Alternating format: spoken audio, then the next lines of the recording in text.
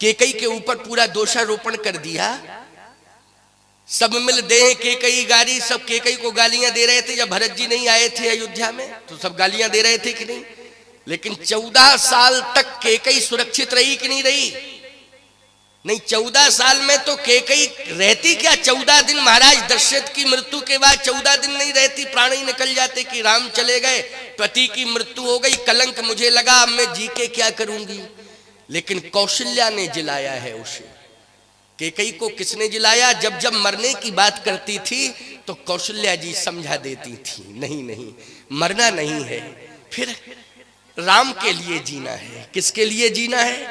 राम के लिए जीना है। राम कह के गया है कि मैं लौट के आऊंगा, राम की बात पर विश्वास करो, राम के लिए जीना है। अरे पति चला गया है लेकिन जगतपति ने कहा है कि मैं आऊंगा। तो बोलो, जगतपति जब स्वयं आने वाला है तो उसका इंतजार करना है। अरे पति चला जाता है तो पति के मरने के बाद जगतपति का ही तो सहारा रह जाता है। किसका रहता है बोलो? ये संतान अंतान का सहारा, ये तो बहिरंग व्यवस्था है। क्यों भाई? ये बहिरंग व्यवस्था है, ये लोक रीति है। किसी के जीवन से पति चला जाए तो लोग समझाने लगते हैं, बच्चे तो हैं, बच्चे तो हैं, बच्चे तो हैं, बच्चे तो हैं। अब बच्चे तो हैं लेकिन बच्चे ध्यान देवे तब ना। बच्चे हैं, बच्चे हैं, बच्चे ध्यान दे तब ना। अरे कहने वाले कह के चले जाते, बच्चे तो हैं, बच्चे तो हैं, लेकिन उस समय वो बोलती नहीं, वो यही कह दे, तुम्हारे तुम तो बच्चों से परेशान हो तो हमारे बच्चों से क्या उम्मीद कर रहे हो? जब तुम खुद परेशान हो बच्चों से तो हमारे बच्चों से क्या उम्मीद कर रहे हो? केवल एकमात्र सहारा होता है जगतपति का। सीधी सी बात, साफ बोल रहा हूं, नहीं होना है। नहीं तो ये समझ ले महाराज हमारे खिलाफ बोल रहे हैं क्या? नहीं नहीं, हम खिलाफ नहीं बोल रहे, तुम्हें चेतावनी दे रहे हैं, समझ जाओ, सुधर जाओ। बच्चे सेवा करते हैं, ऐसी बात नहीं कि करते नहीं हैं, लेकिन ज्यादातर शिकायत मिल रही है बच्चों की, ज्यादातर शिकायत मिल रही है। बोलो मिल रही है कि नहीं? बच्चे घर से बाहर चले जाते हैं और यदि रात को 12 बजे लौट के आ रहे तो बूढ़ी माँ कह रही, बेटा कहाँ गए थे, समय ठीक नहीं है। तो याद रखना 3 दिन बोलता नहीं है वो। तुमने टोका क्यों? तुम्हारी आदत खराब हो गई। हम आ रहे हो तो टोक रही हो, तुम्हें क्या मतलब इससे हम कहाँ जा रहे हैं, कब आ रहे हैं? 3 दिन बात नहीं की उसने। बूढ़ी माँ को मनाना पड़ा, बेटा कोई बात नहीं, अब नहीं कहेंगे हम, तुम बोलचाल मत करो बंद हमसे, बोला करो, बोलचाल बंद मत करो। बोलो समझाया बूढ़ी माँ ने कि नहीं समझाया? अगर पूछ दिया है माँ ने तो कौन सी गलती कर दी है? बेटा है, चिंता होती है, समय ठीक नहीं है, 12 बजे रात को आने का अर्थ क्या है पहले तुम ही बताओ। जिंदगी को क्यों नीलाम कर रहे हो? जिंदगी को क्यों तबाह कर रहे हो? इसलिए माँ के हृदय में लगा रहता है कि मेरी संतान सुरक्षित रहे, ध्यान रखना चाहिए। बूढ़ी माँ को मनाना पड़ रहा है। आज ये देखने को मिल रहा है समाज में, घोर कलयुग आ रहा है और आगे क्या होगा ईश्वर जाने। विकल्प केवल रामायण की कथा बची है, रामचरितमानस की, इसलिए सुधर जाओ, यहीं पर चेतावनी मिल सकती है। इसलिए ये प्रसारण की परंपरा हुई है कि केवल क्षेत्र के लोग ही सीमित न रहें इन विचारों से, ये पूरे विश्व में विचार जाना चाहिए। बोलो जाना चाहिए कि नहीं? पूरे विश्व में विचार। जिला भिंड की ही बात मैं आपको बता रहा हूं। जब मैं पावई माता पर आया था तो एक चम्बल के किनारे, वो गांव भूल गया हूं, उस व्यक्ति ने हमारे पैर पकड़ लिए, बोले महाराज जी 2 साल पहले मर गया होता, आपके प्रवचन ने बचाया, मैं फांसी लगा रहा था, सत्य कह रहा हूं आपसे। पावई माता पर जब आया तो वो रो करके एकदम दौड़ के आया और मैंने कहा कौन सी मुसीबत आ गई तेरे जीवन में, कौन सी आफत आ गई, क्या बात है? बोले महाराज जी आपको मैंने पहली बार देखा है, आपका प्रवचन मोबाइल में सुनता हूं, मैं 2 साल पहले फांसी लगा रहा था, लेकिन आपका प्रवचन जैसे ही सुना, फांसी लगाने के पहले मैंने आपका प्रवचन सुना और मेरे विचार बदल गए। आज मैं जिंदा बैठा हूं तो आपकी बदौलत, आपके विचारों की बदौलत जिंदा बैठा हूं। इसका मतलब है कि ये केवल जशावली क्षेत्र तक सीमित है कथा? बोलो केवल जिला भिंड तक है? इस कथा को फौजी सुन रहे हैं, बॉर्डर पर डटे हैं, सैनिक सुन रहे हैं, कितने सैनिकों के फोन आते रहते हैं। इस कथा को बहुत सारे भक्त सुन रहे हैं, सैनिक सुन रहे हैं, नौजवान सुन रहे हैं, बूढ़े सुन रहे हैं। यहां तक सुनने को मिला है, अभी मैं इधर गया था मध्य प्रदेश में, सिलवानी में बहुत बड़ा कार्यक्रम हुआ, तो वहां एक डॉक्टर खान है, डॉक्टर खान उनका नाम ले रहा हूं मैं, बहुत बड़े डॉक्टर हैं। उन्होंने कहा महाराज जी आप मेरे यहाँ चरण रख दीजिए। मैंने कहा तुम तो खान हो, हमारा तुम्हारा क्या परिचय है? बोले हम खान जरूर हैं, लेकिन खाना तब खाते हैं जब आपकी कथा सुन लेते हैं मोबाइल में, इसलिए आपको आना पड़ेगा। तो विचार करना, मुसलमान भी सुनता है, हिंदू मुसलमान सिख ईसाई सब सुनते हैं, कौन नहीं सुनता है? इसलिए ये तुम्हारा आयोजन व्यर्थ नहीं है। जो तुम दान कर रहे हो ना, सहयोग दे रहे हो, पूरे विश्व को लाभ मिल रहा है इससे। ये तुम्हारा 1000, 2000, 5000, 10,000 जो श्रम की कमाई का सहयोग है, जो अभी घोषणा हो रही थी ना, याद रखना, ये तुम्हारे धन से यदि ये आयोजन संपन्न हो रहा है तो हमारा विश्व पूरा खुशहाल हो रहा है। कहीं ना कहीं उनके कानों तक ये शब्द पहुंचते, उनके विचार बदलते हैं, व्यवहार बदलता है। बोलो बदलता है कि नहीं बदलता है? लेकिन सहयोग तुम्हारा माना जाएगा, माना जाएगा कि नहीं माना जाएगा? इसलिए बहुत अच्छा आयोजन, बहुत बढ़िया सहयोगी तुम हो। सहयोग मुक्त हस्त से किया करो, मुक्त हस्त से दान करना चाहिए। आइए, भगवान राम ने कहा कि मैं राज्य नहीं लूंगा, संपत्ति सिंहासन का त्याग करता हूं। महाराज दशरथ तो निश्चित कर चुके थे कि राम को राजा बनाना है। संपूर्ण तीर्थों से जल मंगा लिया, महात्माओं को आमंत्रित कर दिया, तैयारी लग गई।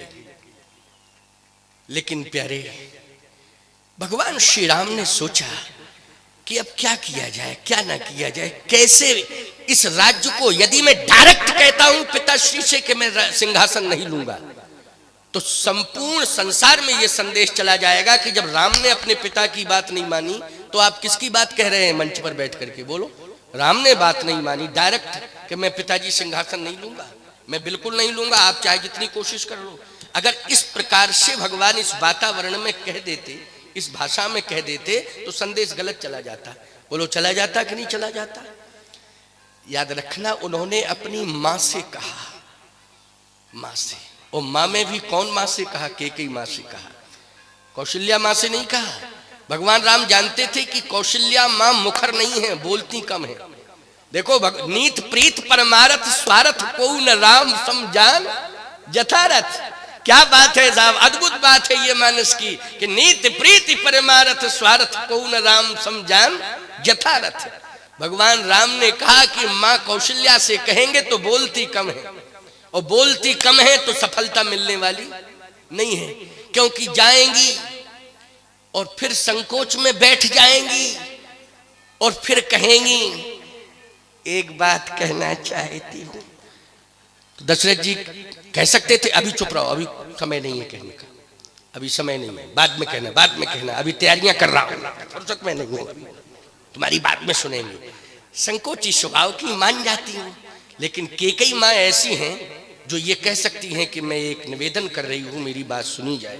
और दशरथ जी अगर कहते केकई माँ से कि बाद में सुनूंगा, बाद में, तो भगवान राम जानते हैं माँ केकई का इतना प्रभाव है, ऐसा स्वभाव है कि वो ये कह सकती नहीं पहले हमारी सुनो, इसके बाद में करना, पहले सुनो हमारी बात है। कुछ महिलाएं इस तरह की होती कि नहीं होती? क्यों भाई? नहीं नहीं नहीं, सुन तो लो, अरे सुनने में क्या दिक्कत की?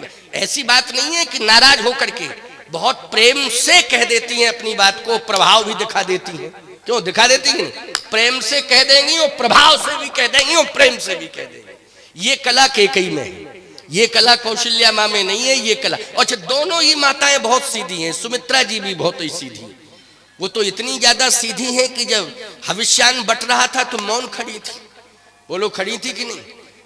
बिल्कुल चुपचाप खड़ी थी, इतनी गंभीर। लेकिन केकई मां मुखर हैं, तो भगवान राम ने सोचा कि ये कार्य मेरी मां कर सकती है। केकई मां, कौन मां? केकई मां। केकई मां निश्चित रूप से सफल हो जाएंगी और मेरा मनोरथ पूर्ण करा देंगी, ये भी कन्फर्म है। दूसरी बात, श्रवण कुमार के माँ बाप का श्राप भी सत्य हो जाएगा। क्यों? अच्छा, श्रवण कुमार के माँ बाप ने जो श्राप दिया है, महात्मा लोग वरदान देते हैं, श्राप देते हैं, कंडीशन पर डिपेंड रहता है। लेकिन ईमानदारी से बताओ, अगर किसी महात्मा ने कोई कुछ किसी को आशीर्वाद दे दिया तो भगवान का धर्म कहता है कि उसके वचन व्यर्थ न जाने पावे। बोलो भाई। और यदि दुर्व्यवस्था में आकर के कुपित होकर किसी महात्मा ने श्राप दे दिया है तो भगवान कहते जो अपराध भगत कर करई तो राम रोष पावक सो जरई। हम बर्दाश्त नहीं कर सकते हैं, मेरा अपमान हो जाए अलग बात, मेरे भक्त का मानी संत का अपमान नहीं होना चाहिए। तो इसलिए ध्यान रखना चाहिए। तो भगवान जानते हैं कि श्रवण के माँ बाप ने जो श्राप दिया है, बोलो दिया श्राप कि नहीं, वो श्राप भी सत्य होना चाहिए। होना चाहिए सत्य कि नहीं होना चाहिए, श्राप सत्य होना चाहिए। लेकिन मैं डायरेक्ट नहीं कह सकता हूं, डायरेक्ट नहीं कह सकता हूं। जैसे मान लीजिए किसी भी पुत्र को, आदर्श पुत्र की बात कर रहा हूं, किसी आदर्श पुत्र को पिता के पाप पुण्य के बारे में जानकारी मिल जाए, पाप पुण्य के बारे में जानकारी पुत्र को मिल जाए, तो आदर्श पुत्र अगर है तो वो पुत्र अपने पिता से ये नहीं कहेगा कि तुमने ये किया था पाप इसलिए ये परिणाम मिल रहा है तुम्हें। वो यही कहेगा कि कोई बात नहीं है पिताजी, ये तो पाप पुण्य है, जीवन में गुण दोष आते रहते हैं, अब आप थोड़ा धैर्य धारण करो। क्यों, आदर्श पुत्र तो यही कहेगा। और जो नालायक पुत्र होगा वो यही कहेगा कर्मों का फल भोग रहे तो भोगो, तुमने किया तो भोगो, अब उसमें क्यों रो रहे हो, ये नालायक पुत्र कहेगा। वो लोग कहेगा कि नहीं कहेगा।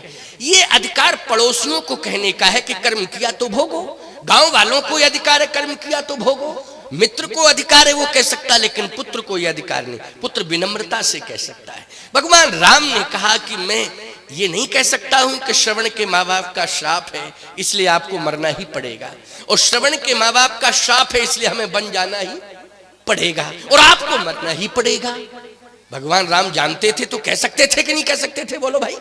लेकिन नहीं, भगवान राम ने कहा नहीं। रामचरितमानस में टिप्पणी होने लगेगी, इस ग्रंथ में किंतु लग जाएगा, और किंतु परंतु यदि रामचरितमानस में लग गया तो याद रखना फिर आदर्श आचार्य संहिता के रूप में मानस को कैसे स्वीकार किया जाएगा। ये आचार्य संहिता है ना, कैसे स्वीकार किया जाएगा। भगवान राम ने नीति प्रीति परमार्थ स्वार्थ को न राम समझान जथारथ। वाह, भगवान ने कहा कि मैं अपनी माँ से बात करूंगा, माँ से। और माँ से क्या कहा, कैकेयी माँ से, सुनना जरा इस बात को। कैकेयी माँ से ये कहा,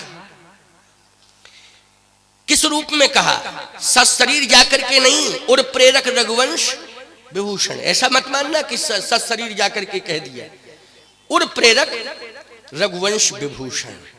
प्रेरणा दी, प्रेरणा देने का अधिकार किसे, परमात्मा को है कि नहीं, बोलो भाई। प्रेरणा देने का अधिकार किसको मिला है, परमात्मा को मिला है। परमात्मा पुत्र की भूमिका में है, वो पुत्र है नहीं लेकिन पुत्र बन के आया है कौन, वो परमात्मा है।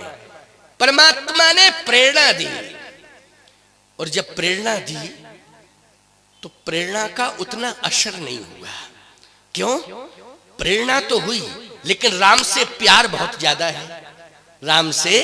क्योंकि सबसे ज्यादा तीनों माताओं में सबसे ज्यादा प्रेम कैकेयी जी करती हैं प्रभु राम से, याद रखना, बहुत ज्यादा प्रेम करती हैं। इतना प्रेम करती हैं साहब कि वो रात दिन भगवान से यही प्रार्थना करती हैं, जो विधि जन्म देई कर छोहू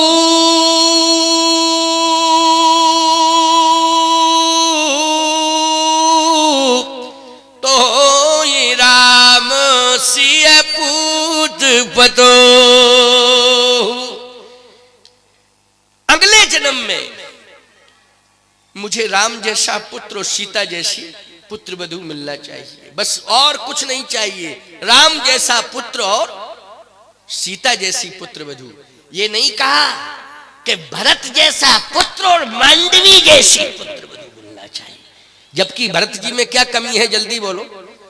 यहां तक वर्णन आता है कि दो दिस समुझ कहत सब लोगू, और सब विधि भरत सराहन जोगू। सब विधि भरत सराहन जोगू, कोई कमी नहीं है। लेकिन नहीं, मनौती किसके लिए मान रही है, राम को पाने के लिए यही मांग कर रही है। सीधी सी बात यह है कि सबसे ज्यादा प्रेम यदि कैकेयी करती है तो प्रभु राम से करती है। स्पष्टीकरण हो गया कि नहीं हो गया। अब वो प्रेरणा दी, लेकिन प्रेरणा आई तो मन में, लेकिन फिर एकदम मस्तक हिलाने लगी। क्या सोच रही हूं, मुझे स्वप्न आ रहा है क्या? गलत विचार क्यों आए? मैं राम के लिए ऐसा सोचूंगी? कभी नहीं, कभी नहीं, कभी नहीं। अब आप देखो